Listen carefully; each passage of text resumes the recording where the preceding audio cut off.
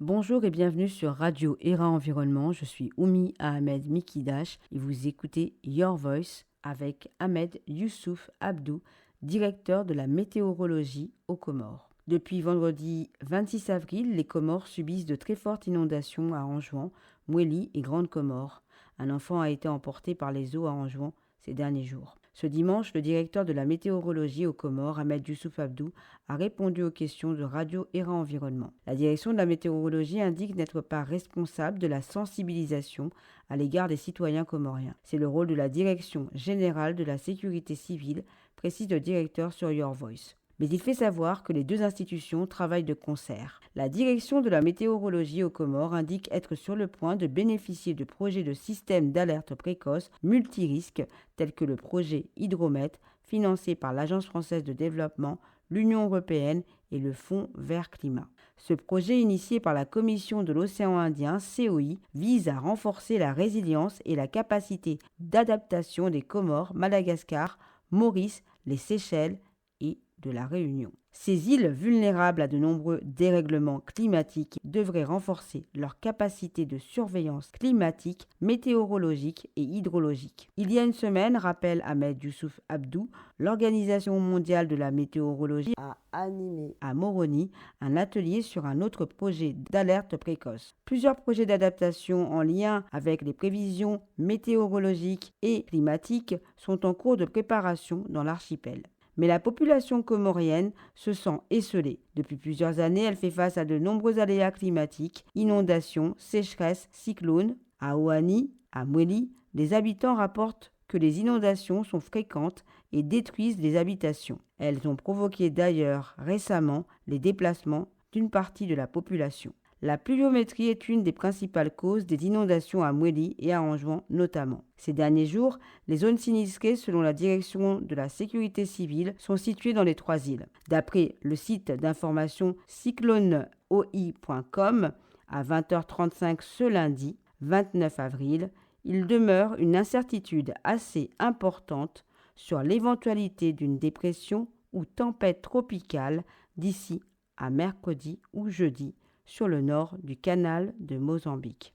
Les Comores au climat tropical connaissent deux saisons, une saison chaude et humide de novembre à avril, marquée par la mousson du nord-ouest, Kashkazi, qui souffle à travers l'océan Indien avec de fortes précipitations, et une saison sèche de mai à octobre. Ces dernières années, les précipitations sont de plus en plus intenses. L'archipel a été frappé en 2019 par le cyclone Kenneth. Vous écoutez Your Voice avec Youssouf Ahmed Abdou, directeur de la météorologie aux Comores. Je suis Oumi Ahmed Mikidash sur Radio ERA Environnement. Bonjour et bienvenue sur Radio ERA Environnement. Je suis Oumi Ahmed Mikidash et vous écoutez Your Voice avec Ahmed Youssouf Abdou, directeur technique de la météorologie aux Comores. Bonjour. Bonjour Momi. Bienvenue sur Radio ERA Environnement. Depuis quelques jours, les Comores connaissent de très fortes inondations, mais aussi la région océan Indien est touchée par de fortes inondations. Quelles sont les informations qui ressortent de la direction de la météorologie aux Comores? Merci beaucoup Momi de votre question relative aux intempéries dans la région basse et sud de l'océan Indien, en particulier l'archipel des Comores. Tout d'abord, je tiens à informer à les personnes qui nous écoutent en ce moment, de comprendre la situation tout d'abord, que actuellement les Comores se trouvent dans la saison pluvieuse qu'on appelle Kashkazi en Union de Comores, et c'est la saison pluvieuse aux Comores. Alors, c'est dans cette saison que nous vivons les phénomènes météorologiques extrêmes, notamment les cyclones tropicaux, qui se manifestent surtout la fin de la saison, c'est-à-dire à partir du mois de janvier jusqu'à avril. C'est la fin c'est là où c'est la fin de la saison, et c'est dans cette période-là que les phénomènes météorologiques extrêmes, notamment les cyclones, qui commencent à se manifester. Alors, selon compte tenu des dernières intempéries, c'est-à-dire des pluies qui se sont apparues ces derniers jours dans l'océan Indien, en particulier les Comores, nous considérons que ce sont des pluies normales vu la saison, parce que nous entamons la fin de la saison Kashkazi, Mhm. et on a l'impression de voir comme si c'est plus, il y a nous vivons une intersaison, puisqu'on voit l'arrivée de la saison aussi en même temps. On a l'impression de voir comme si la saison aussi est en train de pousser la saison Kashkazi pour le forcer de sortir. Donc, c'est ce phénomène que nous sommes en train d'observer actuellement. Alors, ces pluies n'ont pas les pluies qui ont tombé dans ces 3 derniers jours et qui vont continuer à tomber dans les jours à venir. On considère que ce sont des pluies normales par rapport à la saison. Il n'y a aucun système qui stimule ces pluies. Donc, voilà, c'est ce que nous sommes en train de dire, c'est ce que nous avons dit à la population, de rester calme et de suivre les interventions de la météo. Selon Cyclone.oi, l'information sur les cyclones dans la région océan Indien, apparemment, il y a quand même une incertitude qui empêche d'avoir un scénario, c'est ce qui est écrit, hein, d'avoir un scénario clair pour les îles de l'archipel des Comores. Et selon ce qui est écrit, on continue de suivre l'évolution de la situation au cas où. Donc il y aurait quand même peut-être aux Comores aussi une incertitude quant à un éventuel cyclone. On ne sait pas si le cyclone aura lieu ou pas, selon ce site d'information. Qu'en pensez-vous? C'est une question très, très intéressante, mais je vais d'abord répondre selon la manière météorologique. En Mhm. fait, pour le cas des Comores, c'est pas une question d'une incertitude, parce que nous travaillons en collaboration avec d'autres partenaires de la région. Donc, si nos modèles n'arrivent pas à avoir une visibilité, mais on peut aussi utiliser les modèles de la région que nous travaillons en collaboration avec eux. Deuxièmement, en termes de météorologie, l'incertitude, c'est normal parce que c'est une question de probabilité. C'est-à-dire, ce qui se passe dans la région actuellement au nord-est de Madagascar, au nord, à l'extrême nord des Mascareignes, il y a une masse nuageuse auquel on constate qu'il y a des pluies convectives, hein, donc qui tombent dans cette zone-là, et ça reste une zone suspecte. Mais qui dit une zone suspecte n'est pas un cyclone, parce qu'il y a une échelle selon laquelle les cyclones, la formation de cyclones doivent atteindre pour déclarer qu'il y a un cyclone. Donc, nos modèles aujourd'hui, il y a plusieurs modèles qui peuvent donner une compte d'incertitude ou une trajectoire probabiliste, n'empêche que ça reste encore incertain. Parce qu'aujourd'hui, nous, météorologues au niveau de l'Union des Comores, on ne peut pas dire qu'il va y avoir un cyclone, même si le scénario, nos modèles peuvent à la fois dire qu'il y a la probabilité qu'il y ait un cyclone dans les jours à venir, n'empêche que la formation même du système en tant que tel, elle n'est pas encore. Donc, ça reste encore quelque chose qui peut, comme ça peut avoir lieu, comme ça peut ne pas avoir lieu, mais ça reste encore, aujourd'hui, ça reste encore incertain et ça serait vraiment une bêtise si on décide de dire à la population qu'il y a un cyclone, alors que jusqu'ici, même la formation du système n'a pas encore eu lieu. Et ça reste une zone quand même suspecte et on la surveille. Et c'est comme ça, en termes de météorologie, comment les choses évoluent. C'est Je ne sais donc pas une si j'ai zone, répondu à vous. c'est donc une zone donc, qui est sujet à une certaine analyse au niveau de la région. Vous avez parlé de partenaires. Qui sont vos partenaires au niveau de la région? Par exemple, Météo France Réunion et aussi les partenaires, il y a les modèles de la SADC, il y a aussi de l'Afrique du Sud. Donc, on utilise tous ces modèles pour essayer de pouvoir d'avoir euh, la précision la plus parfaite. et aussi avoir une analyse quand même qui va être assez pertinente. Et ça, c'est depuis toujours.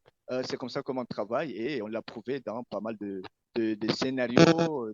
Par exemple, le cas de Kenneth, c'est grâce à la direction de la météorologie en Guinée de Comores que nous avons pu quand même, on a assuré, on a montré que vraiment, il y a les capacités en termes de ressources, mais aussi avec les moyens, bien sûr, on n'a pas assez de moyens. À l'époque de Kenneth, c'est grâce à la direction de la météorologie, avec les moyens qu'il possède, qui a pu vraiment aider à la gestion et à l'opérationnalisation dans la réponse. Donc, et on a pu quand même, ça a pu sauver beaucoup de gens. Et voilà, donc c'est parmi quand même, on pense que nous avons les capacités suffisantes avec, malgré nos moyens qui restent encore limités, mais nous avons quand même assez de capacités pour pouvoir. Et si jamais il nous manque certains instruments, ben, comme je vous l'ai dit, donc on travaille en collaboration avec la région. Donc, et on a quand même une prévision assez parfaite et acceptable. Vous avez parlé de scénarios au début de notre entretien. Les scénarios de trajectoire sont analysés par vous et par vos partenaires. Comment? Alors, les scénarios de trajectoire, elles sont analysées par, d'abord, on essaie de voir à partir des modèles qui sont dans tout le modèle du vent, le modèle de la pluie, la puissance, tout ça, on essaie d'analyser tous ces paramètres et après, on essaie de tracer nous-mêmes une trajectoire possible, c'est-à-dire on essaie d'élaborer nous-mêmes une trajectoire sans tenir compte du modèle de l'océan Indien ou de la météo France, par exemple. Et après, on essaie de voir par rapport à nos analyses, on regarde par rapport au modèle de la région, quel est le modèle qui vraiment, quel modèle qu'on se rapproche de ce modèle, et puis on essaie de combiner les informations, et c'est comme ça comment on améliore les informations. Et en termes de compréhension pour la population, est-ce que ces trajectoires sont importantes à expliquer ou pas, selon vous? Oui, en termes, c'est la meilleure, c'est la première des choses d'ailleurs en termes de communication, d'informer la population, parce que c'est avec cette image d'appui que nous allons montrer à la population, surtout aux PCFX, c'est-à-dire aux partenaires pour gérer la crise, parce qu'après, quand il y a un système qui évolue, donc les partenaires tels que la direction de la sécurité civile et aussi les partenaires qui interviennent dans la gestion des risques, donc, on organise une cellule de crise à la direction de la sécurité civile et la météo, c'est l'élément moteur qui va ramener des informations pour essayer de montrer l'évolution de la crise, surtout s'il s'agit d'un aléa hydrométéorologique. Maintenant, la trajectoire, c'est la première des éléments, des paramètres qu'on tient compte. Parce que la trajectoire, c'est ce qui nous indique par où aura lieu l'impact et par où le système en tant que tel aura vraiment le maximum d'effet. Vous avez au début de notre entretien expliqué qu'il ne fallait pas alerter la population, qu'il n'y a pas forcément de risque de cyclone, même s'il y a une incertitude.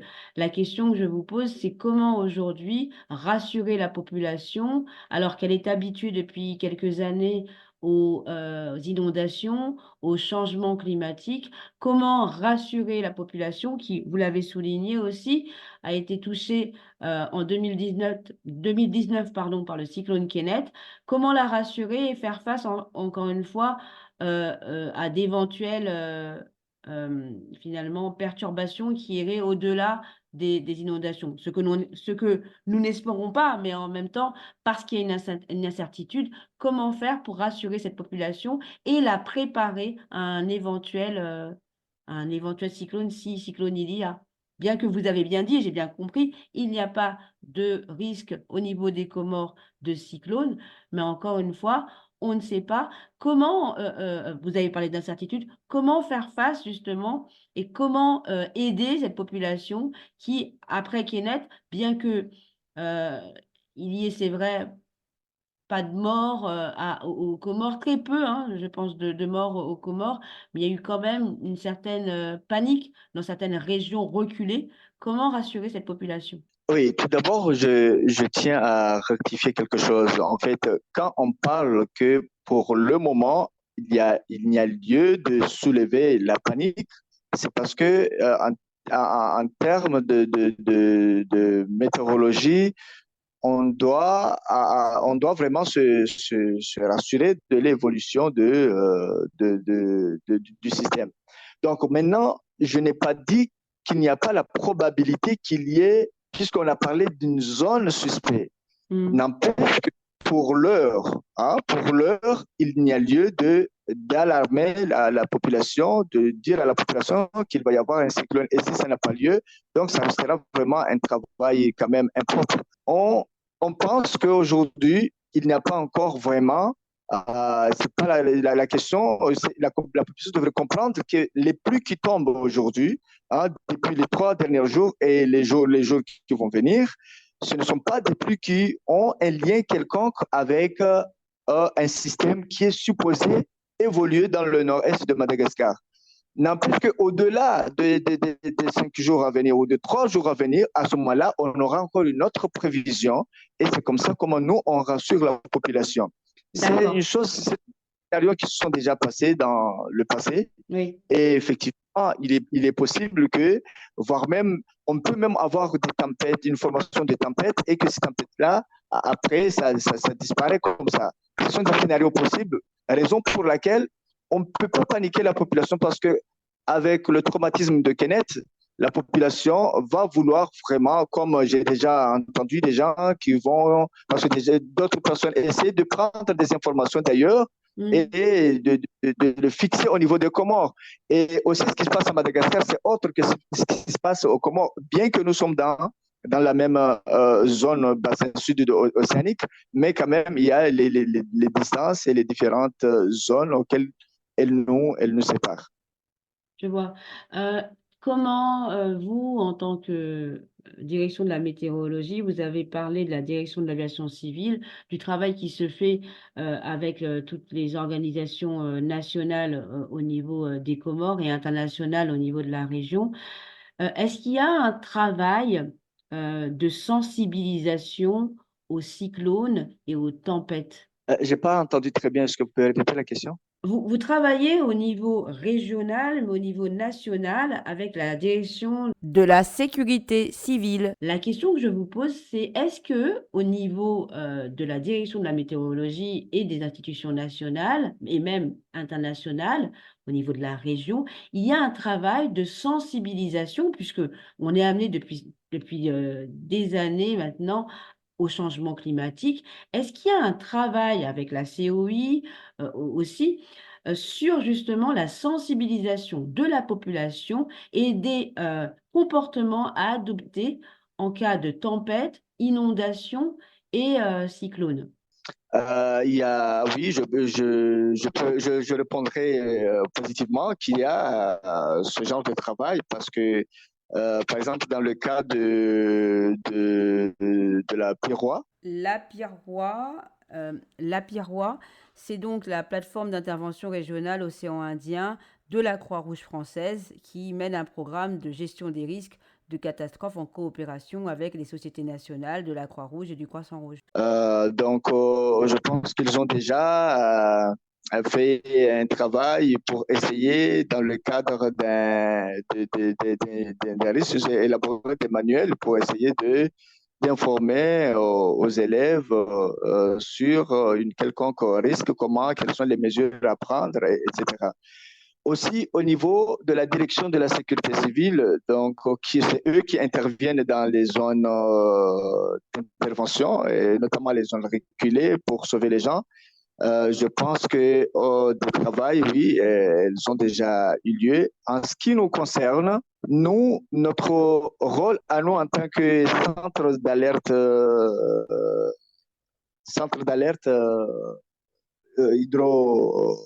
alerte précoce, nous, on bénéficie où on est en cours de bénéficier des projets de la région. Par exemple, un projet qui s'appelle Hydromet, c'est un projet de la région COI qui va nous donner beaucoup d'instruments. Il y a beaucoup de projets au niveau de la région, de l'Organisation météorologique mondiale, qui parlent aujourd'hui de mettre en place un système d'alerte précoce multirisque, c'est-à-dire une alerte précoce pour tous les dangers. Donc, et ce sont les centres météorologiques qui sont habiles à avoir ces centres d'alerte. Donc, c'est-à-dire ils vont améliorer en termes d'équipement, mais aussi en termes de renforcement de capacité, afin que nous puissions être à la hauteur et d'avoir les capacités de pouvoir donner des analyses aussi pertinentes. Donc, maintenant, comment on sensibilise la population? Nous, particulièrement la direction de la météo, on ne sensibilise pas la population. Nous, on donne des informations à la direction de la sécurité civile. C'est eux qui ont ce genre d'opérations qui sensibilisent les populations. Et surtout, en ce qui nous concerne, nous, au niveau des gestions des alertes, on fait des scénarios, c'est-à-dire on fait des scénarios de simulation. Voilà, on fait des simulations pour le tsunami. Par exemple, quand il va y avoir un tsunami, comment on doit réagir. Donc, on essaie en partenariat avec la direction de la sécurité civile, on fait ce genre de simulation afin de se préparer au cas où une éventuelle tsunami arrive un jour. Voilà.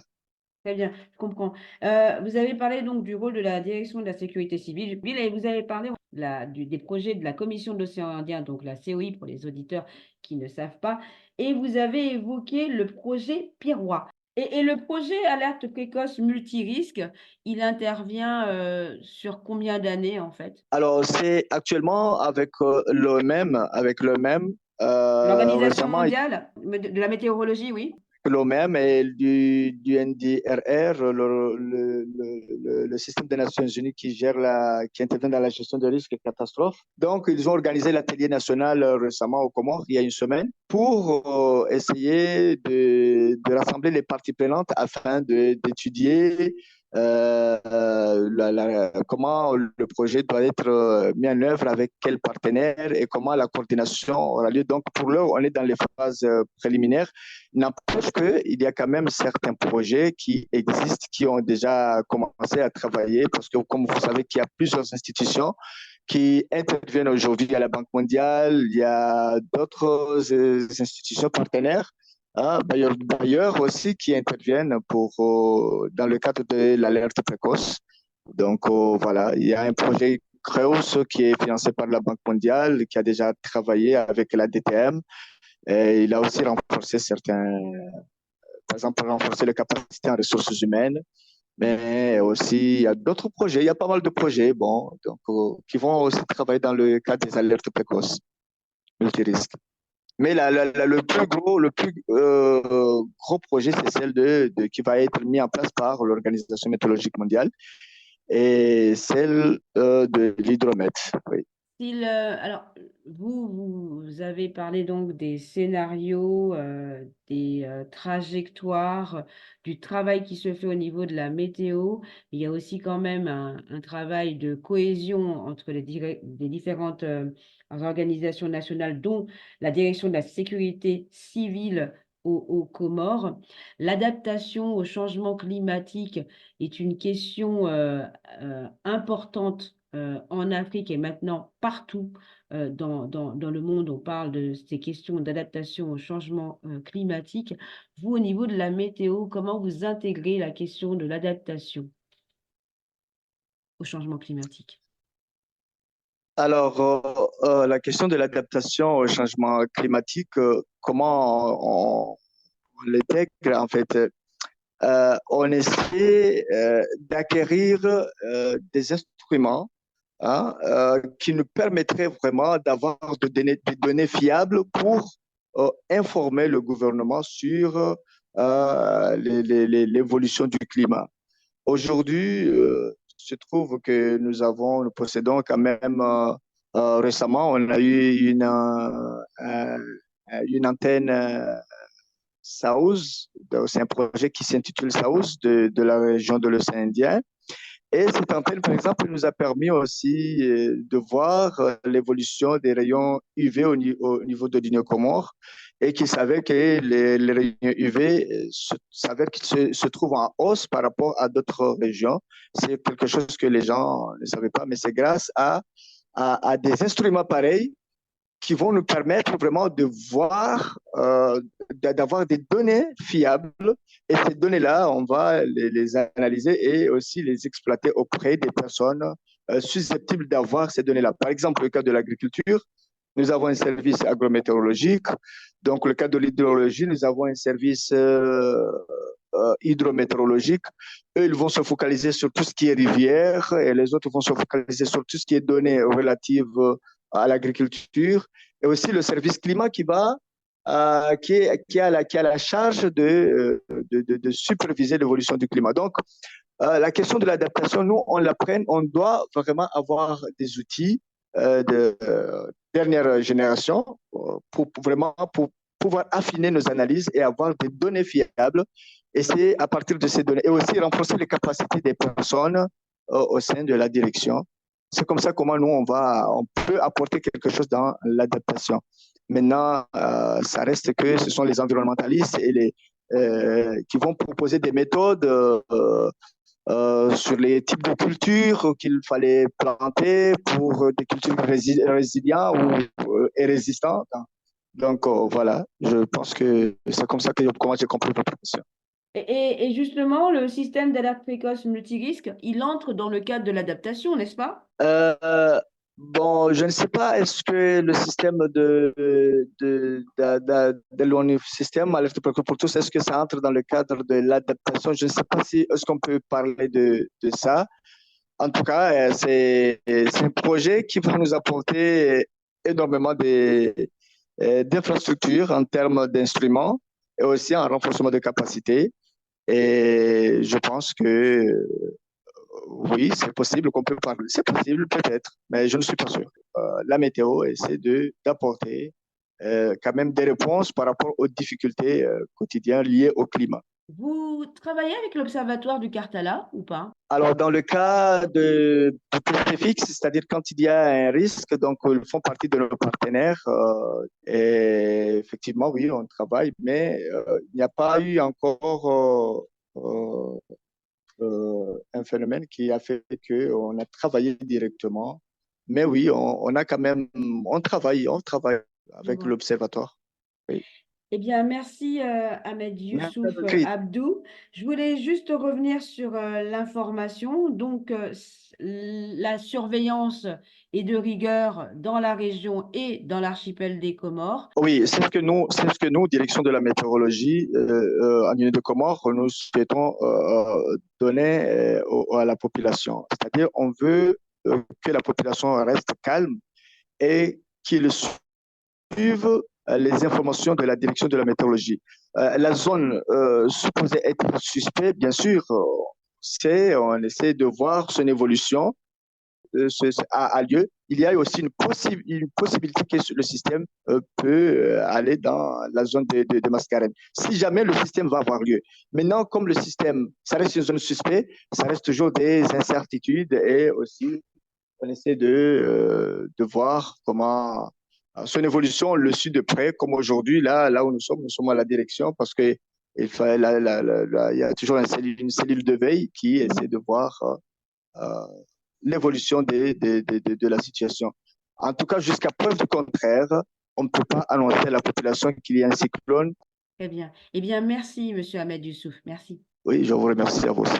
D'après le site d'information cycloneoi.com, à 20h35 ce lundi 29 avril, il demeure une incertitude assez importante sur l'éventualité d'une dépression ou tempête tropicale d'ici à mercredi ou jeudi sur le nord du canal de Mozambique. Oumi Ahmed Mikidash, Radio ERA Environnement.